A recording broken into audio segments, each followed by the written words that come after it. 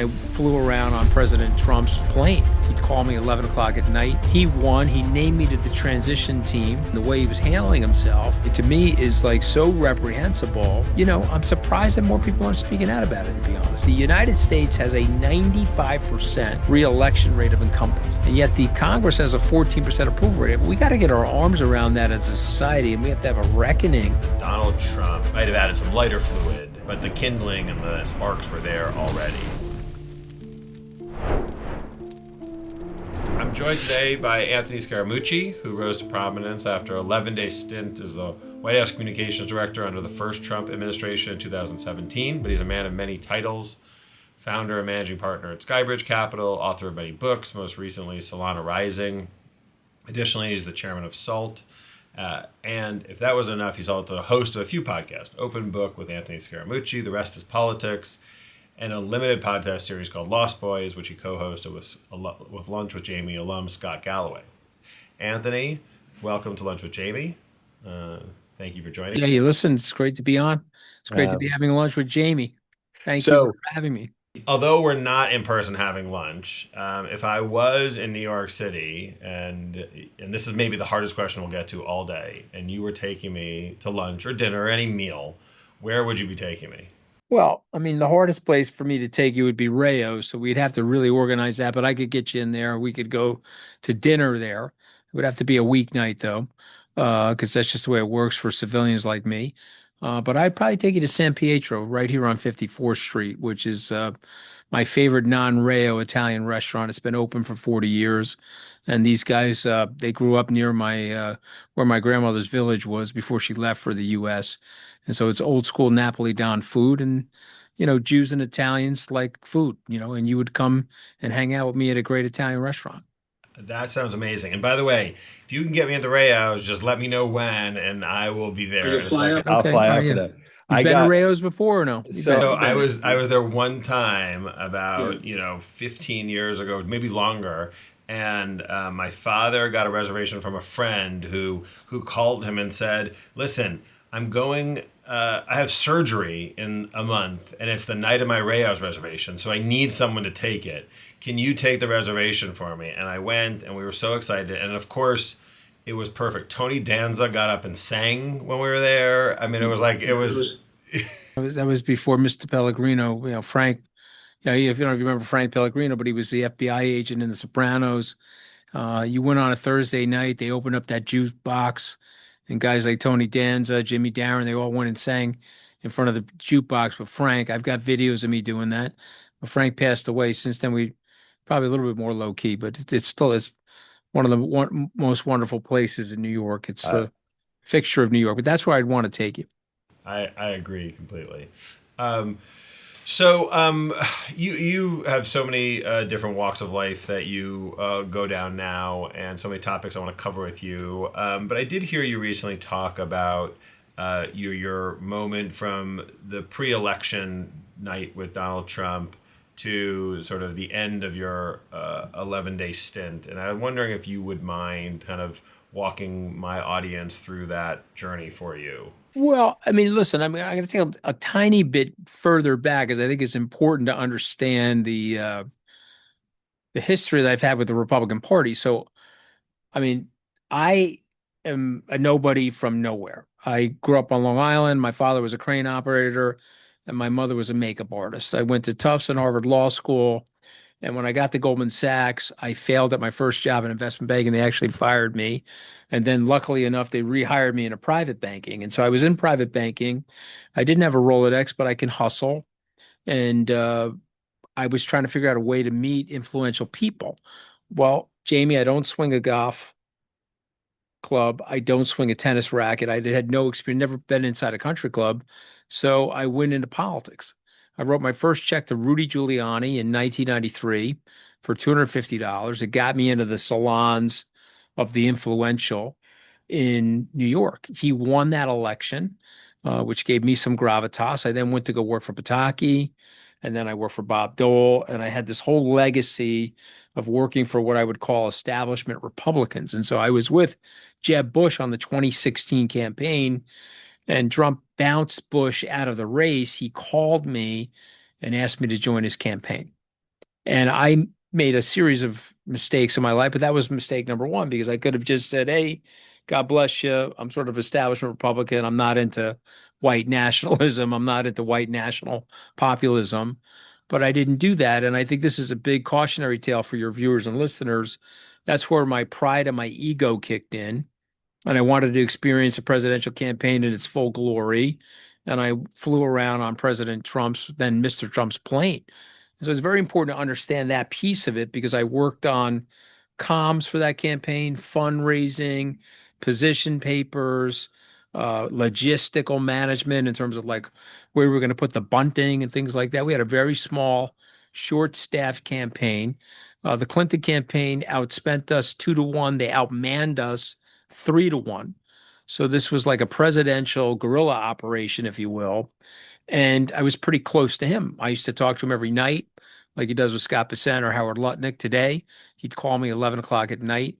We had a bilateral relationship where we were able to go back and forth with each other. Jared Kushner once said to me that Trump liked me because I reminded him of Fred Trump. I made my own money, didn't honestly care 2 cents what people thought of me. I would tell you my opinion, whether you liked it or not, and wasn't a sycophant. And so that worked during the campaign. He won. He named me to the transition team.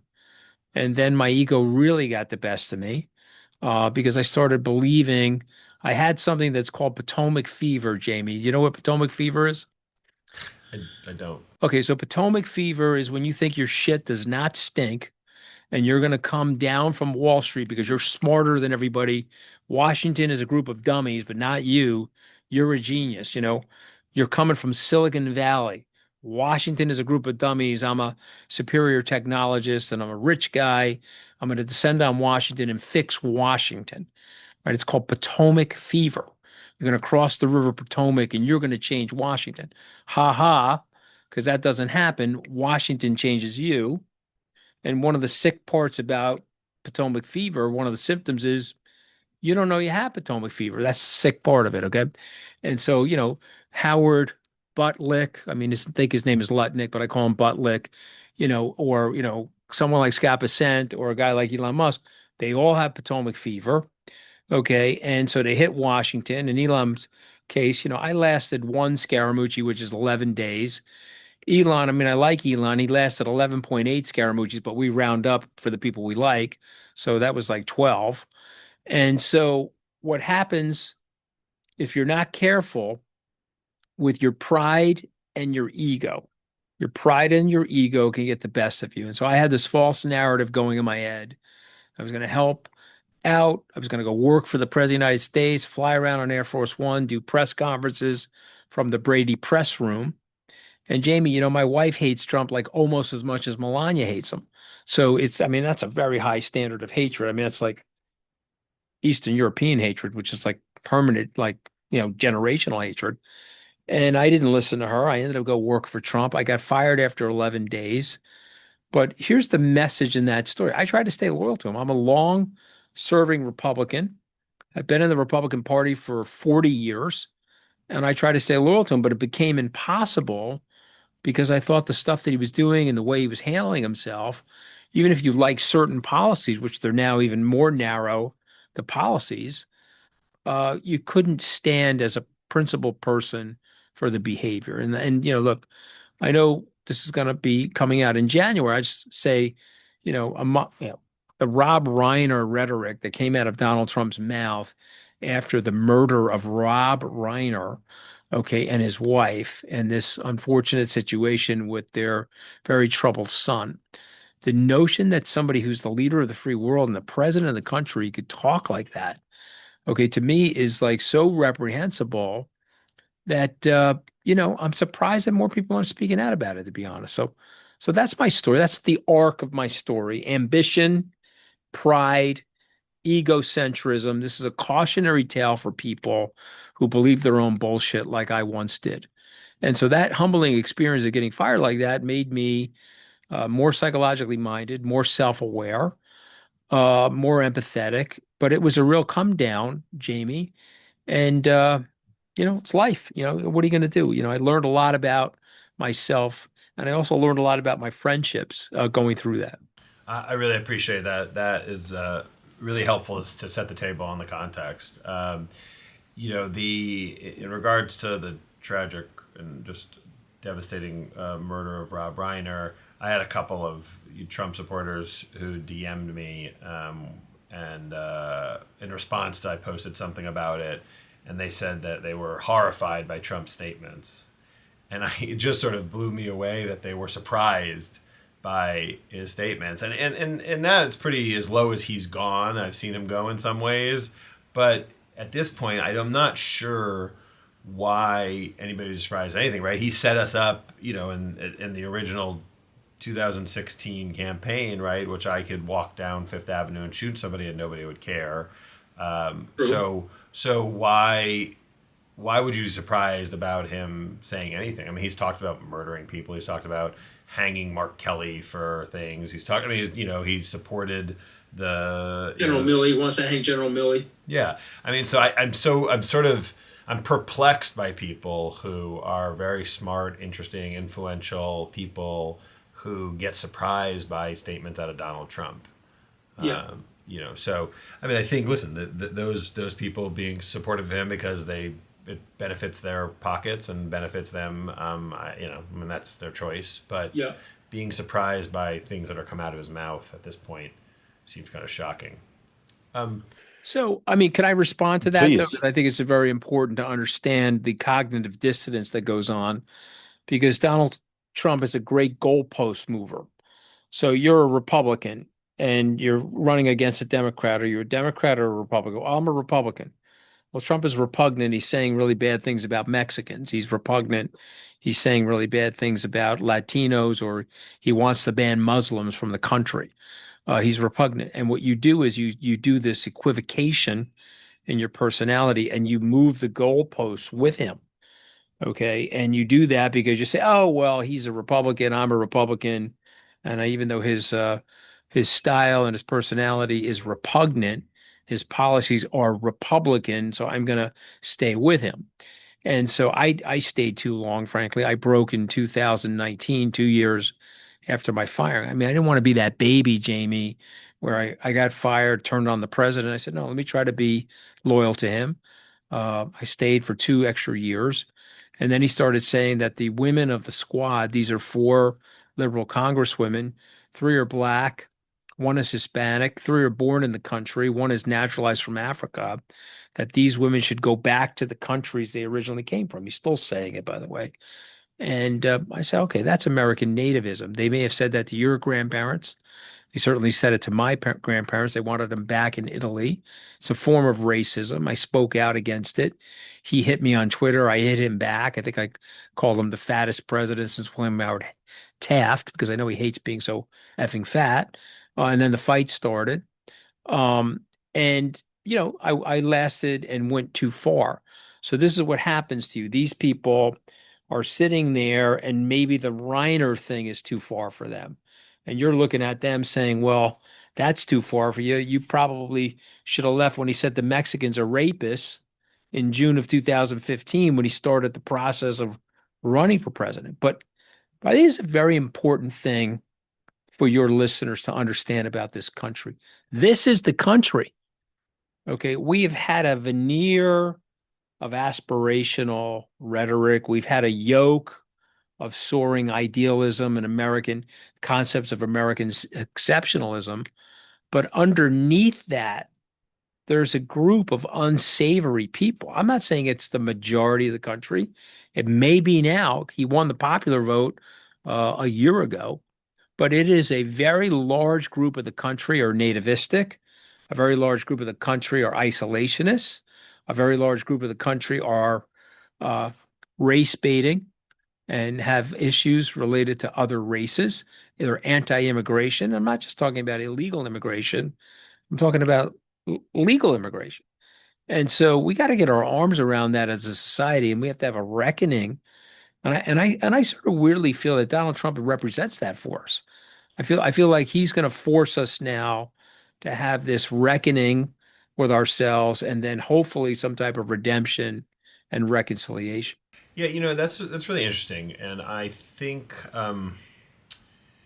I always said Donald Trump really wasn't responsible for sort of any of the majority of sort of the sentiment that was coming out. It was he just pulled the Band-Aid off, right? And he just sort of, it was festering there, Mm-hmm. and he might have added some lighter fluid, but the kindling and the sparks were there already. And somebody even said to me at one point, I wouldn't go this far, but it almost potentially could have been looked at a good thing that he ripped the Band-Aid off when he did, because if it had festered another 4, 8, 12, whatever amount of time, it could have been even Good point. worse. I Yeah, mean, good I, point. I don't know how you get worse than January 6th, to be honest, but that's what would have happened potentially.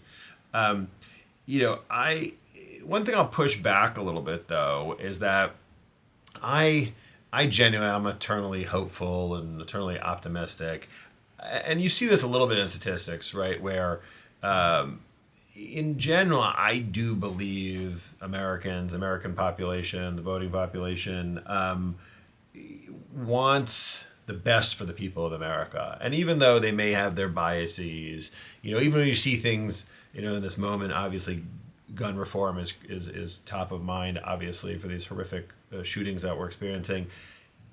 Even the average NRA supporter believes in common sense gun laws, right? I mean, the average person in America, I believe, does want to treat people with kindness and does believe in wanting the best for people. The thing that they don't want, and this is where I just had a conversation with Sarah McBride, who I thought really did a great job of synthesizing some things, where the Democrat and Republican kind of difference became is that the Democrats started saying, okay, you're the bad because you said something. You're the bad person. We love everybody else, but you're the bad person because of some small thing you said or thought. And whereas Republicans said, you know what, we're fine with what you said. We just hate everybody else, but we kind of like you, no matter what you said. So you could be racist, you could be sexist, you could be homophobic, you could be, national, whatever it is, and that's okay. Everybody else is just awful. And it was a very interesting statement she made, and I thought it was really smart. So I don't know, what's your kind of take just on the kind of population, I I guess. mean, I'm smiling because we are generally okay with each other in front of each other. But when we are clothed in anonymity, we have a tendency to go off on each other in social media. We've also let our adversaries into our social media. So we have weapons grade intelligence technology known as TikTok. In addition to weapons grade intelligence gathering, it's also weapons grade propaganda. So we've got a reasonable percentage of white males below the age of 30 that think the moon landing is fake. They also think Osama bin Laden is some kind of revolutionary to be admired as opposed to a terrorist who took down the World Trade Center. So you have big tech which hasn't gotten its wake-up call, even though there's a country that's a whole continent by the name of Australia that has now banned big tech social media for people below the age of 18. The UK government is now thinking about this. This stuff is extremely dangerous. It's monolithic in terms of how they run the rage in the algorithms, because the rage is what keeps people transfixed, and the emotional charge is what keeps people's eyeballs on the websites. And they have no interest in changing it, and they've spent so much money lobbying the government that the government may not necessarily change it, and they certainly, these companies would have been broken up in past cultures in America. You talk about the Supreme Court being a statement of the culture through the weather and not a specific daily forecast. The the Americans would have broken up these seven companies. I'm old enough to remember when Judge Harold Green broke up AT&T, which ironically unleashed the technology. They were sitting on all of this technology. They unleashed the technology that created the Mag 7. So everything you're saying is correct. Face to face, there's levels of harmony. Face to face, there's levels of niceness. And in general, I think the American people, when they're polled, they want a centrist government. When they're polled, they want a fairer more exacting gun control laws. It's not a perfect system. If you think about the best of class Western liberal gun control laws, that's Australia. And yet we had these anti-Semitic rage killings over the weekend, which are also reprehensible, but we've had far fewer of them in Australia because of the way the gun control is mandated there. So, but even though the American people want it, the money that goes to the politicians is tied to allowing the kids to get shot in school. So if the incentive is I can allow the kid to get shot in school, but I can get reelected, shoot the kid in school, give me the money, I want to get reelected. And so we've lost our way, Jamie, in terms of the public service. We have people in place now that are serving themselves. They're insider stock trading, they're flipping different types of stocks pursuant to legislation that they have the heads up on before everybody else. They're taking money in godless amounts of money. Uh, they're they're a gerontocracy. And listen, I have no problem. I'm not an ageist sort of a person, but I do think if you're staying too long in the government, you get stale, you get complacent, and we know something about power, Jamie. Lord Acton was right about power. Power corrupts. Okay. And what did he say? An absolute power corrupts absolutely. And so you put somebody in the Congress for 40 years, they're going to do loose and fast things that are potentially harmful to the public in their effort to self-serve. And by the way, we gave Trump another chance at the White House. He went in the first 10 months of his second term to rack up $4 billion for himself. And I'm sure we're low by half. So to me, yes, in a face-to-face environment, do we bully each other? We generally don't. If I call myself QP 749 and I can attack you viciously, and if you're a 14-year-old boy or a 14-year-old girl and I'm doing that to you viciously, you can have very harmful psychological effects on somebody. Yeah, I think Sarah McBride also said it's hard to hate up close. And Well she said. she brought something else up which I thought was really interesting, which was just about about what we can teach in school, and obviously we talked a lot about trans rights with her, and she said something which was, I think. I'm not exactly sure what the curriculum needs to be or should be for certain topics, but I think we can teach kids about kindness at every age. And I never think they're too young to learn about kindness, Hmm. which I thought was really interesting. You brought up a lot of really important topics and what you just went through. Hmm. Money in politics obviously is destroying us. Hmm. Gerrymandering is destroying us. It Hmm. made me think, and this is part of sort of listening to some of your conversations prior to this our chat. One of the things we need out of the Democratic politicians that we're going to see in 2026 and 2028 is a very clear cut list of things that are going to be done on day one with a Democratic controlled House and Senate. Because I'm at this point, I'm fed up. I'm angry. I'm a Democrat. I've always been a Democrat. Hmm. But we talk about gun reform. It wasn't done when we had control of multiple branches of government. You talk about things about the economy, you talk about all these different things, you talk about gerrymandering, but it's never done. And I think we're finally at a place where enough is enough. And you talk about the age of the gerontocracy. You talk about. I agree with you. I think that age is just a number in many cases, but we do need new leaders and new voices. So I think I'm curious. When it comes to, let's just say, gerrymandering. Let's talk about one issue in particular. I think Gavin Newsom made the right call, and with Prop 50 as a response to Greg Abbott and Trump. I don't know what the other option really was, but what's your take on that as an example? Well, there was no other option. But the other thing he also did was by doing what he did, he highlighted the problem. So now there's many interested Americans that are coming in and saying, whoa, this is terrible, right? Governor Schwarzenegger, who started out as a Republican, but if you really follow him these days, he's a 78-year-old centrist.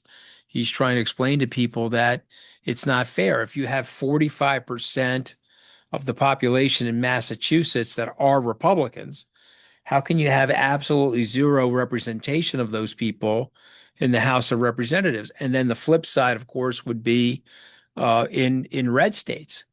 State of Tennessee, 40% of the people are Democrats, no representation in the House from the state of Tennessee. This is all done through the process of gerrymandering. And then, institutionalists and traditionalists, Jamie, will push back and say, well, that's happened for several hundred years and it's not that big of a deal. But it has happened at a exponential exponential lift in policy now. It has become very, very scary and very, very dangerous. Trump is calling the governor of Texas. I may lose the House. Figure out a way to gerrymander, even though you've got lots of Democrats in your state and they should, from a pluralistic theory perspective, be represented, cut off their air supply, make those districts Republican. And by the way, we have the technology to do that. We can scan the cookies on your phone, your hardtop computer, your laptop, and we can figure out with a 99% accuracy whether you're Democrat, Republican, or you're an independent, and we can move your house, move your voting situs out of our district to protect our incumbent. And I want you to think about this. The United States has a 95% reelection rate of incumbents. And yet the Congress has a 14% approval rate. I mean, the approval rating is slightly above Kim Il-jung, the North Korean dictator. Okay, yet these people, it's like if you and I opened a restaurant, I was the chef, I stunk as the chef. My Yelp ratings were ones, but I never got fired. And that's what's going on in the body politic right now. So when you hear me speak about this, I'm talking about the disease. And I'm also talking about something that you know intuitively. If you're a software engineer listening to this, you get the thing started, and then you do an iPhone 1, 2, 3, and lo and behold, we have an iPhone 17. Same thing with the software from Zoom that we're talking on. The Constitution was a living document, Jamie. 27 amendments. It's a 236-year-old document. We should be getting an amendment every 7 to 8 years. And yet we've had no amendments since 1993. And in 93, the 27th was procedural. The big one was a civil rights amendment. That's 59 years ago, 60 years ago, actually, because it would have been passed in 1965 by this time. But the point I'm making, you have stultified the system. You had four constitutional amendments in the United States from 1960 to 1971. Four. You've had no amendments for 32 years. And so now we've lost our way. The social contract doesn't foot to the Constitution. But if it did, we would want an end to gerrymandering for sure, because that would liquefy the process and make the thing less dramatic and less tribal. I would want to end Citizens United. And for your viewers and listeners that may not know what that is, let me just be brief. It's a Supreme Court decision that was made in January of 2010, where Justice Scalia said, if you got money, it's your First Amendment right to put as much money as you want into any political cause or any candidate. It's your First Amendment right. But what that's created is a separate but equal democracy. So if you look at the legislative agenda, Jamie, from January 2010 to today, it is skewed to big business, big pharma, tax cuts for the rich, corporate welfare, a kleptocracy funnel, all of which is dominated by wealthy people. And they'll line up behind willing takers. They'll go to the inaugural and they'll sit behind the president's family and they'll light the president up on his inaugural. They'll give him money for a Melania documentary and they'll say, okay, please don't break us up. Please don't use the antitrust laws that you've had in place to make the system fairer and more meritocratic to break us up. We're trying to become trillionaires. We don't mind that our fellow neighbors are suffering, and we don't mind that the disposable income and purchasing power is down in the country. We want to be trillionaires. And so where are the public servants that are going to come in and say, hey, guys, I'm sorry, we can't live like that. It's not fair to it makes for a very unhealthy country. Before you ask me another question, I want to make sure I hammer this home for people. You need $131,000 today in America to live in a house and to have some level of comfortable living standard where you're not under an amazing amount of financial pressure. If you're below that number, you're missing doctor's appointments, you're missing dental appointments, you're likely missing some prescription drugs that you need to take because lo and behold, you have to forego certain things as you're doing the rotisserie of trying to meet all your bills. So you know, 131,000. If you're on the Northeast corridor on the northeastern seaboard of the United States, you can double it. Okay, but I'm talking about the average in the 50 states. Jamie, the median income in the country is $84,000. That means a very large percentage of the American population is doing without. They've got a busted car, they've got a broken window, they've got a medical procedure that they're delaying, they've got a cracked tooth that's rotting in their mouth right now because they can't get the help that they need because they don't have the money. So what are we doing, guys? You know, honestly, what are we doing? Is that how we want people to live in this country? What are we doing? And so for me, I'm talking out about it because I really feel I don't want to live in a barbed wired security compound in my McMansion, Jamie, while my fellow neighbors are struggling and suffering. But I'm just telling you the numbers so people understand how dire the situation is. I agree. You summed it up so well, and I think that comes back to my point about as we go for these next elections, we need people who are going to say hard things, commit to hard things, actually do them, and if they don't do them, get voted out of office. And that's from a Democratic side, you know. And Democrats need to step up, and they need to actually get shit done. I mean, it's sort of, you know, we heard about in the abundance agenda with, you know, in Ezra Klein's book, which I thought was really on point. Um, I want to.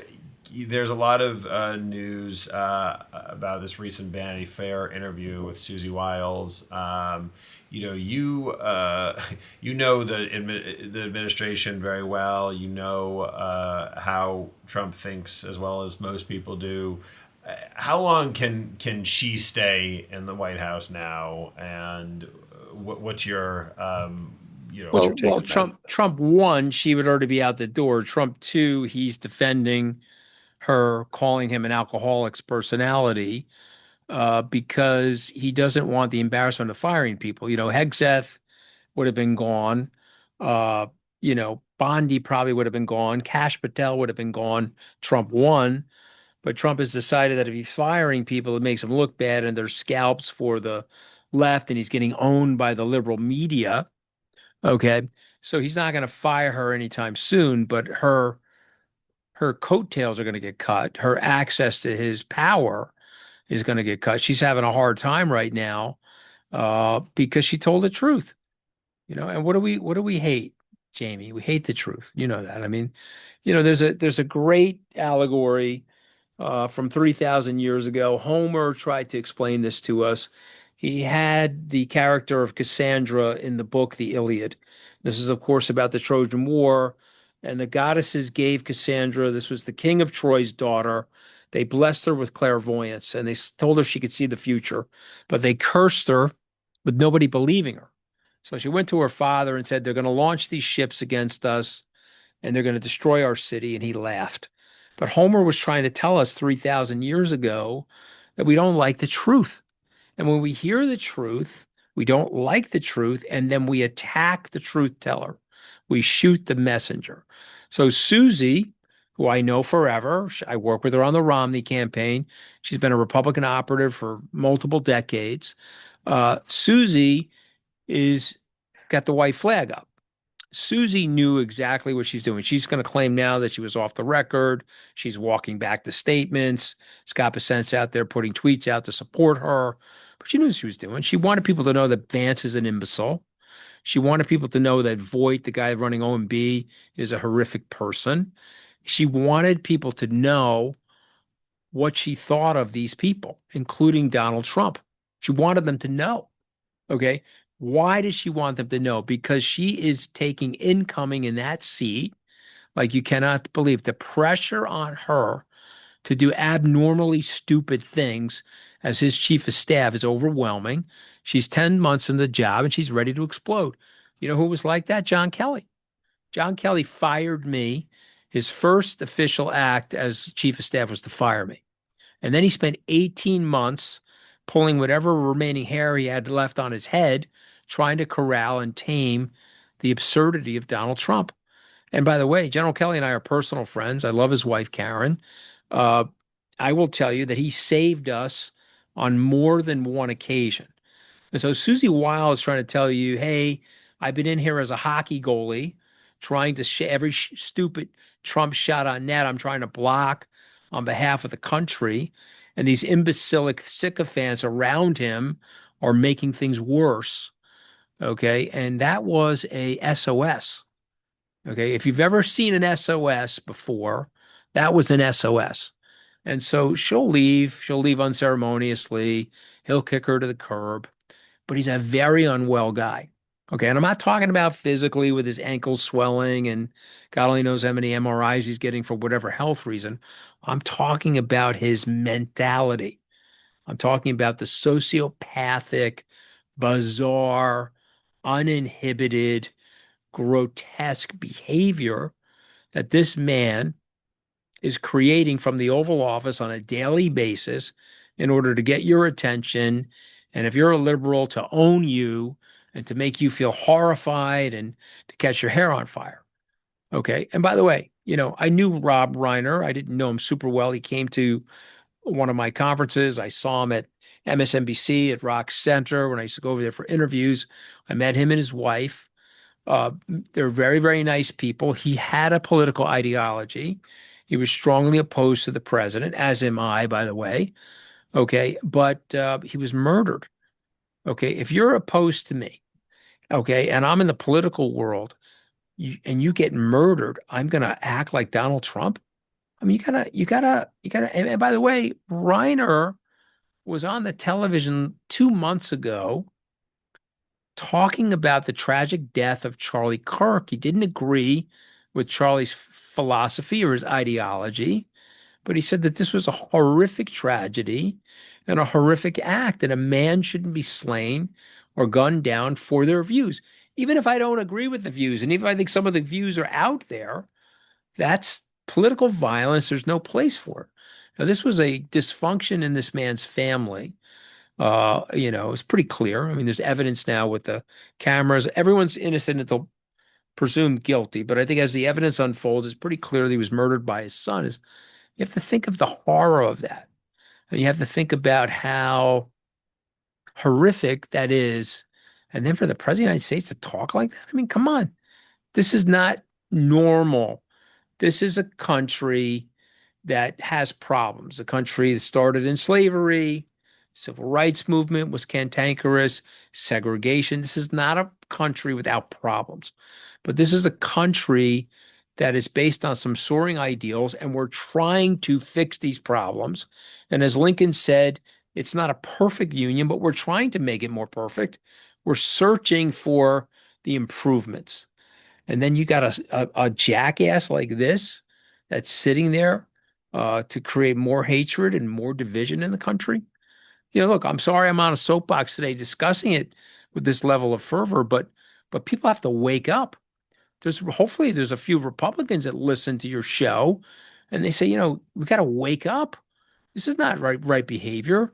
If you're a Republican, and you may not agree with Republican ideology, Jamie, but at least a Republican president like George Bush or a Republican president like Ronald Reagan, George Herbert Walker Bush, at least they handled themselves with some modicum of decorum and respect and dignity that office demands.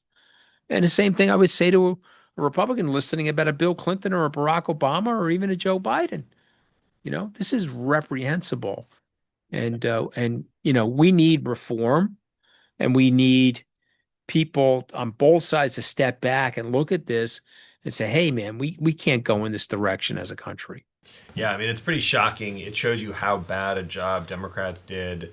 We're not going to talk about Biden sticking around in office too as long as he did, but from messaging and putting candidates out there that were listening to what the public was saying, which is I think one of the biggest problems. I mean, I think as we look forward, I'm really optimistic about the diversity of interesting voices that are in the Democratic Party today. I think, I sort of equate it. I know you're a Mets fan, and I think you can look at it almost in baseball as baseball. It's like we have a lot of great players in A ball and double A ball and triple A ball. I'm not sure who, if any, are ready for the major leagues yet. But as you saw from this year's World Series, you had guys who were, in single A who were pitching in the World Series. So if you were a general manager of a political baseball team today, and I gave you, let's say, about 10 picks to start your new franchise with, and you could put them in A ball or major leagues, who are some of the people that you think are the ones who can have the potential to fight back, potential to be powerful voices to get stuff done? Potentially candidates for 2028, but I'm not even going that far. Just people who you say, oh, that they have something interesting going on. I like what I see in them. Well, I mean, Wes Moore is a guy like that on the Democratic side. I think Gavin, look, I'm not a Democrat, I'm a centrist Republican, but if you told me, I think Gavin has the best chance to win. This is politically incorrect. Hopefully, you won't cut it from the show. But two women have unsuccessfully run for president as Democrats right now, and the party went too far to the left with the wokeism. And somebody like Gavin could help bring it back into the center.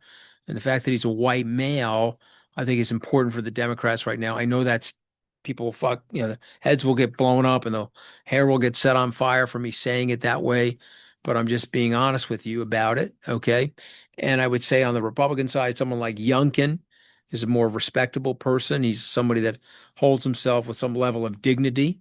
These are the types of people that I would look to and say, okay, that's a good guy. You know, Cory Booker is rock solid. It's not clear to me that he could win, but he's a rock solid sort of a human being. He's a great public speaker. He's an artful guy.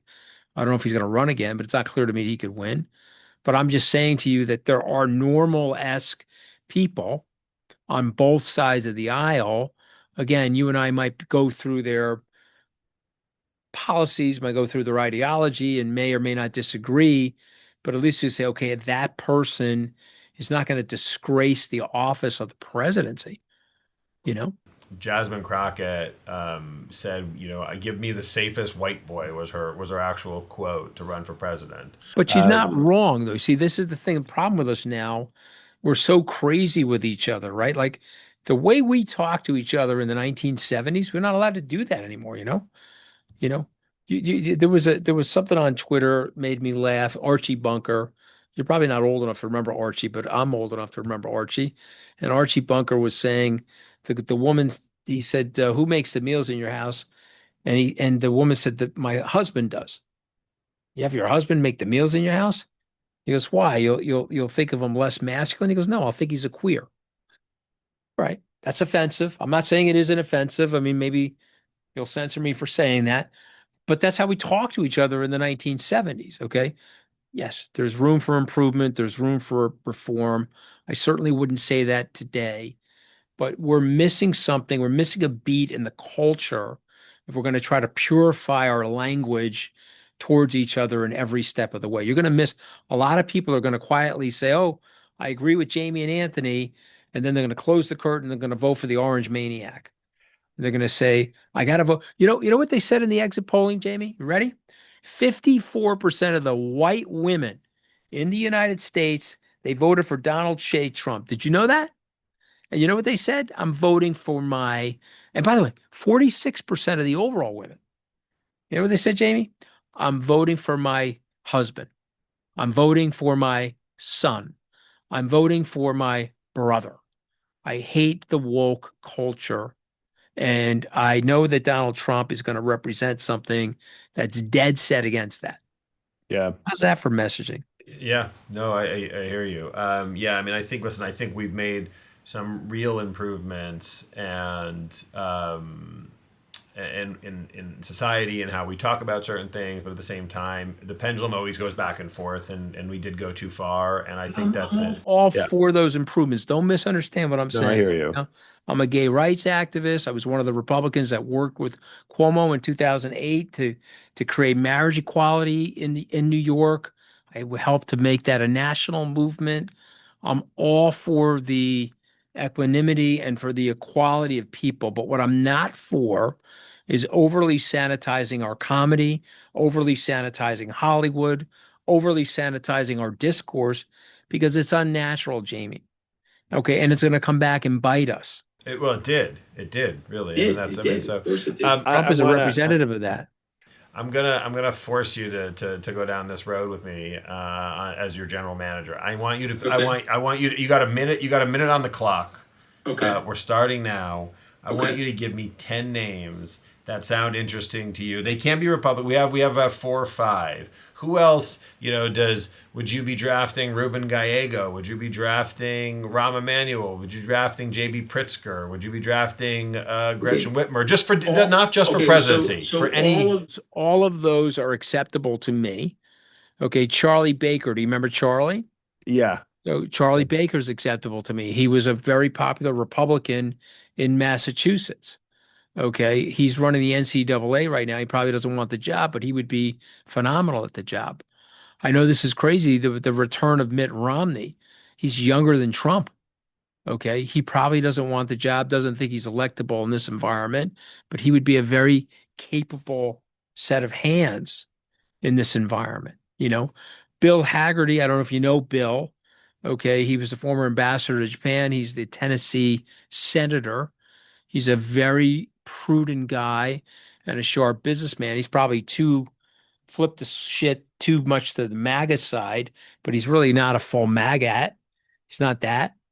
I mean, those are the names. I mean, I try to do it in a minute or less, but There you the go. Ruben Gallego are fine. Yeah. You know, Yeah. you put up somebody like that can chew gum and acts with some level of normalcy, you'll help and heal the country. Yeah, I totally agree. You had a great series with my friend Scott Galloway called The Lost Boys, and I really appreciated it. You raised a lot of attention on an important, epidemic or crisis that our country's facing. Would you just sort of, I mean, that ended, a couple months ago now. Scott's book obviously came back out as well. What do you think needs to be done when it comes to this topic? Whether it's some policy issues or what are some things that you think are critical that has to happen in regards to sort of the Lost Boys, I guess. So, in channeling that show, and I appreciate you bringing it up, I think there is a missing piece of advocacy for the identity of men. And to quote Scott Galloway, he's a professor at NYU University. Guess what? There's 75 different advocacy groups. None of them are for white males. Why do white males need an advocacy group? They were for 5,000 years at the top of the food chain. It's called his story, history. It's not called her story. I get all that. But I think what you're doing is when you do that to people, you don't have to push somebody else's head down to levitate the water profile for everybody else to get the other people to float to the top. You don't have to do that. I think that's the message of it. We have higher rates now of suicide, 30% higher increase suicide. The kids aren't going out anymore. They're sitting in their houses doing social media. They're not dating. They're not interacting. I think there's a real danger. There's a crisis of self-confidence. There's a crisis of self-reliance.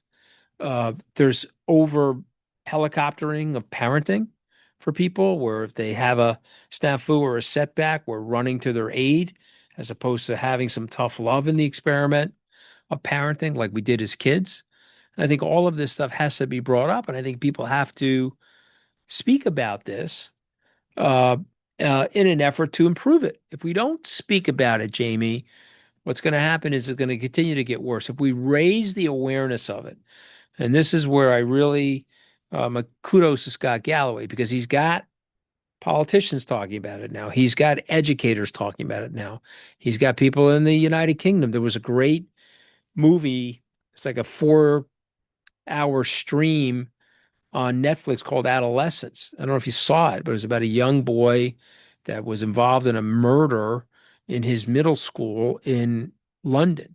And what the family learns is about all the social media bullying and all the cyber bullying and all this stuff that's going on that's lurking under the surface of what seems like functionality. So to me, I think it's very, very important. The first step to getting something right, Jamie, is to acknowledge the problem.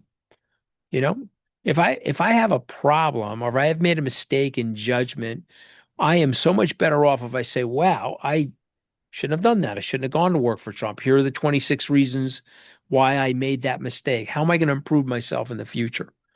And by the way, what I find about people generally, I'll say this very positively, we're in a redemptive culture. You can make mistakes, and if you own your mistakes, you end up getting a second chance, maybe even a third chance. And I think we need to do that for people. And so Lost Boys, it's an 8-hour miniseries. It's 8 blocks. We've interviewed a lot of fun people in there, including my wife, Deirdre, who we're raising 2 boys at home. And she's explaining to people with great sympathy that she's shooting in the dark as a mom, trying to find the right tempo to guide her sons. And it's a difficult world to be doing that in. Scott, I think some of the stats that Scott talks about are, I think the rate of suicide for men versus women is 4 times, rate of homelessness is 3 times, rate of addiction is 3 times, rate of incarceration is 12 times. So there's definitely something awful going on. Terrible. The manosphere became a big topic of conversation post the last election. People like Andrew Tate really resonated with young men. Why do you think they resonated so much, and how do we draw them back into people and voices that maybe aren't as extreme? Well, listen, let me just stipulate this though. The manosphere and what I would describe as toxic masculinity filled a vacuum. Okay, because normal people were afraid to talk about these issues because they thought they were going to be canceled by the mainstream media or canceled by Hollywood, and they were going to be done for or excoriated. I've listened to, before I met Scott Galloway, I listened to Scott Galloway's interviews and I said, oh my God, this guy's got guts. He's saying stuff that the average person wouldn't be willing to say and would be super fearful of being canceled. And so to me, I hope that the Scott Galloways, the Jamie Patricofs, the Anthony Scaramuccis can have a platform to discuss these issues without fear that it's going to end their careers. And by the way, what do we also know about cancellation? I can commit murder and serve time and then I'm out of jail. Not with cancellation. You get knocked off the grid, you're done, man. This is a death sentence for your career. This is a death sentence with great finality. I don't know if you know who Mark Halpern is. But Mark Halpern, literally, they ended his career. If he wasn't able to develop a podcast on his own, the podcast is prolific. It's one of the number one political podcasts in the world. Okay, if he wasn't able to build that himself, they would have finished him. And again, I'm not saying what he did, whatever he did it back at ABC News wasn't reprehensible. And I'm not saying that he didn't deserve some type of penalty or some type of punishment, but is it a forever punishment? Is that what it's supposed to be? Is that the level of righteousness and lack of forgiveness we have in the culture? So to me, I think somebody like Scott opens up the portal for you or me or role models in industry, role models in management, role models in Hollywood to jump on the bandwagon and to talk about this stuff. And by the way, when you talk about it, I can't tell you the number of times I'm in an airport and a mom will come over to me or somebody will come over and say, hey, appreciate that podcast with Scott Galloway. I learned something from it. A grandmother could say it to me, Jamie. Yeah, I think it's really important what you guys did, and I hope to continue to do. You got to push it. You got to push it is what I'm saying. Yeah, and I think cancellation in our society is just awful. I mean, I think you have to be able to speak your mind, say things, make mistakes, accept responsibility, apologize for them. And you have to be able. And I think that's the big thing. And is my dad taught me early on the concept of mea culpa when I wasn't the best student, and so many people in power, especially in political life, just aren't willing to do that and aren't willing to say that. And I think society has to be willing to accept apologies and then see what people do with their actions, And I think that it's hard to have a functioning society without that.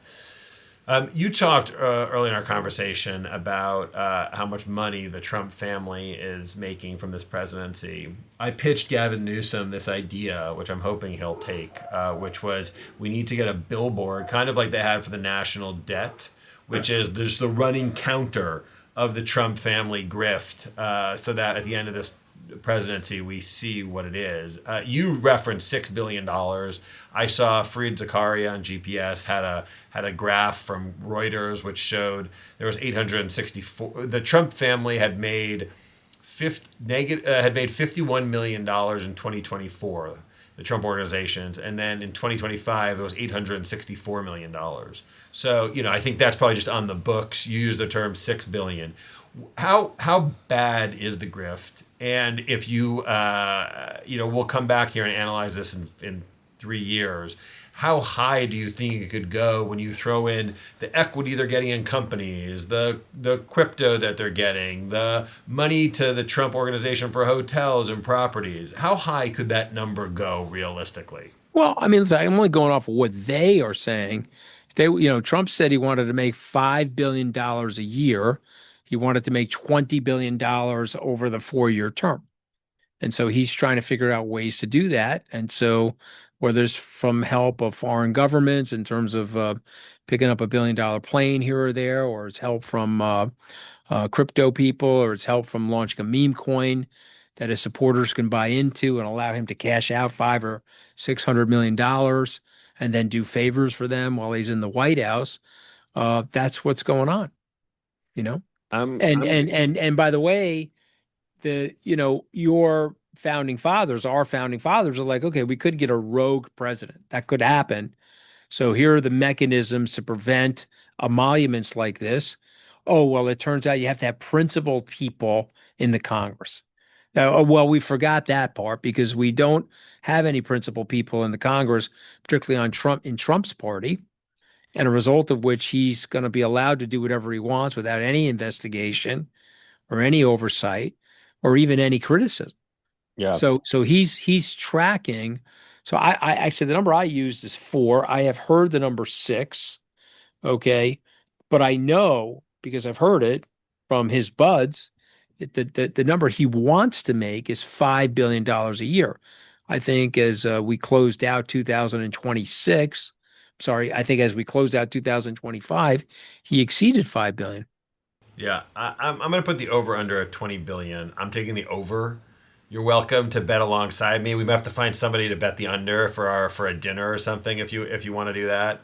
But I think we'll probably never know. I mean, it's going to be so deep rooted and seated within this family organization, and this really is this crime family.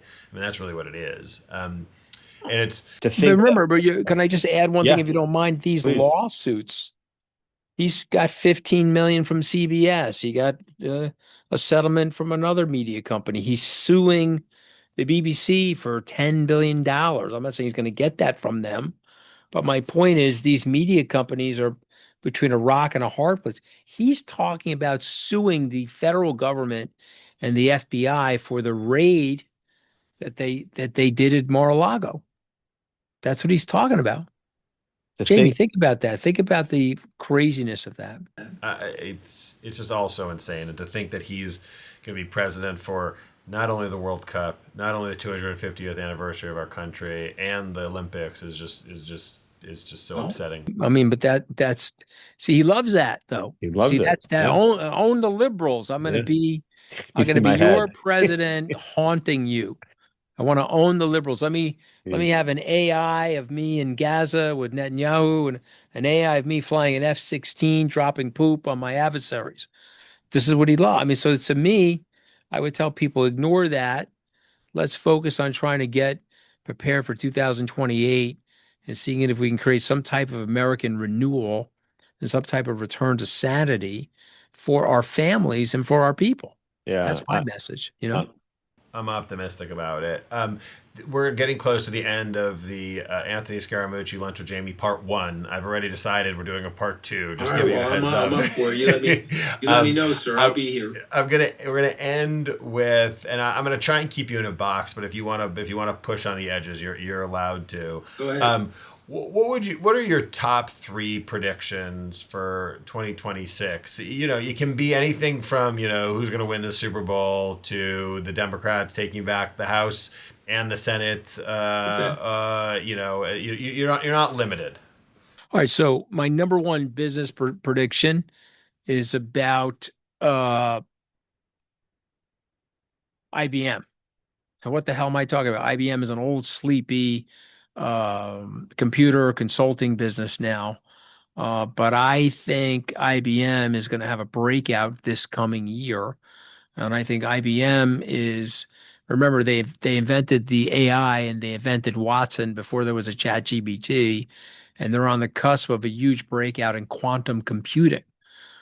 And so all of these companies are going to need their help in resisting quantum computing to protect their accounts at a bank or to protect something like a cryptocurrency like Bitcoin. And I think IBM is at the forefront of that. So I'm going to predict that's going to be one of the best performing sleeper blue chip stocks of 2026. That's number one. Number two, I think the Democrats will take the House, not going to get the Senate, but I think they're going to open up a slurry of investigations. Okay, and I think that's going to be a very big piece of this. And my friend George Conway is going to run for Jerry Nadler's seat, and I think he's going to win. Okay, so that's going to be part of prediction number two. Okay, and I'll certainly help him try to win that seat, by the way. And I think he'll put a big hurt because he knows where all the bodies are from an investigatory perspective. I think he's going to put a big hurt on Trump and some of the nefarious things that he's doing. And the last thing, and not the least thing, I think we're going to have a return in Hollywood to what I call breakneck comedy. Okay. And so I don't think we're going to have Tropic Thunder, but I do think we're going to have old school. And I do think we're going to have some of those old Will Ferrell like being able to laugh at ourselves and our ethnic stereotypes and being able to do things that are a little bit more full-throated from an ancient Don Rickles like comedy perspective, which is generally harmless, antical behavior. And I think that that's coming in 2026. And I bet you by the end of the year, you and I are going to say, oh, some of the wokeism is over because the comedy has returned to Hollywood. So those are my three big predictions for 2026. I couldn't appreciate those predictions more and the range of them. Mark Kelly has got me very optimistic about the Senate, although I Hmm. think Yeah, I well, that bet. would be great, but it's not likely if you Yeah, look at the math. You yeah. know.